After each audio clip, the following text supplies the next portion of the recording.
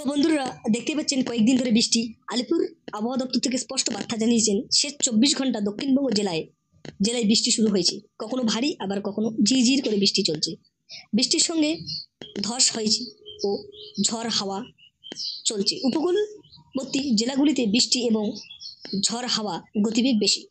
আলিপুর হাওয়া অফিসের রিপোর্টে জানা যায় নিম্নচাপের পালে ভর করে দক্ষিণবঙ্গে প্রবেশ করেছে বর্ষা।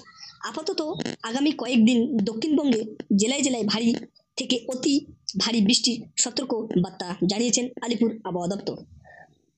বঙ্গোপসাগরের একটি নিম্নচাপ তৈরি হয়েছে। এই নিম্নচাপটি অবস্থান করছেন উত্তর পশ্চিম বঙ্গোপসাগর থেকে। আলিপুর হাওয়া অফিসে রিপোর্টে জানা যায় ক্রমশ শক্তি বাড়াচ্ছে এই নিম্নচাপ। বুধবার সন্ধ্যার আগে নিম্নচাপটি শক্তি বাড়িয়ে গভীর নিম্নচাপে পরিণত হয়। এই নিম্নচাপের প্রভাবে মৌসুমী অক্ষরেখা সক্রিয় হয়েছে, গতি পেয়েছে দক্ষিণ পশ্চিম মৌসুমী অক্ষরেখা। ফলে আগামী কয়েকদিন দক্ষিণবঙ্গের জেলাগুলিতে বৃষ্টি পূর্বাভাস হবার লক্ষ্য রয়েছে। দক্ষিণবঙ্গের পাশাপাশি উত্তরবঙ্গগুলিতে জেলাগুলিতে বৃষ্টির পূর্বাভাসের কথা জানালেন আলিপুর আবহাওয়া দপ্তর। উত্তরবঙ্গ পার্বত্য অঞ্চলের জেলাগুলিতে পাশাপাশি দিনাজপুর ও মালদা জেলায় বজ্র বিদ্যুৎ ও সহ মাঝারি থেকে ভারী বৃষ্টির সতর্ক বার্তা। শনিবার পর্যন্ত উত্তরবঙ্গের জেলাগুলিতে বৃষ্টির পূর্বাভাস। হাওয়া অফিসের সবথেকে বেশি বৃষ্টির সম্ভাবনা কালিম্পং ডিস্ট্রিক্ট, আলিপুরদুয়ার ডিস্ট্রিক্ট ও জলপাইগুড়ি ডিস্ট্রিক্টে। তো 18 জুন দীঘা সহ পূর্ব মেদিনীপুর জেলায় সর্বত্র ভারী অতি ভারী বৃষ্টি হয়েছে। তো বন্ধুরা আজ 19 তারিখ বৃষ্টির পাশাপাশি নিম্নচাপের প্রভাব ঘন্টা 50 থেকে 60 কিলোমিটার গতিবেগে বইছে ঝড়ো হাওয়া। ঝড়ো হাওয়া উত্তাল সমুদ্র।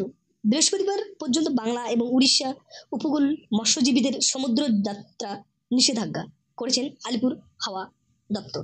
তো 19 জুন বৃহস্পতিবার দীঘার সর্বোচ্চ তাপমাত্রা থাকবে 30.2 ডিগ্রি সেলসিয়াস এবং সর্বনিম্ন তাপমাত্রা থাকবে 25.9 ডিগ্রি সেলসিয়াস। বৃষ্টির কারণে বাতাসের জলীয় বাষ্পের পরিমাণ বেশি, অপেক্ষিত আর্দ্রতার পরিমাণ 93%। 18 জুন অতি ভারী বৃষ্টির লাল সতর্কতা জারি দীঘা সহ কয়েকটি জেলায়। তো গভীর নিম্নচাপে ভিজছে দক্ষিণবঙ্গ। আর কতদিন চলবে দুর্যোগ? তো বর্ষার দরজায় করা নাড়তেই কলকাতা সহ গোটা দক্ষিণবঙ্গ শুরু হয়েছে টানা বৃষ্টি। গভীর নিম্নচাপে জোরে বুধবার থেকে বিক্ষিপ্ত বৃষ্টি হয়েছে শহর ও আশেপাশে জেলাগুলিতে।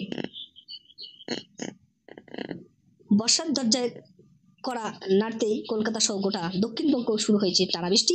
গভীর নিম্নচাপের জেরে বুধবার রাতভর বিক্ষিপ্ত বৃষ্টি হয়েছে শহর ও আশেপাশের জেলাগুলিতে।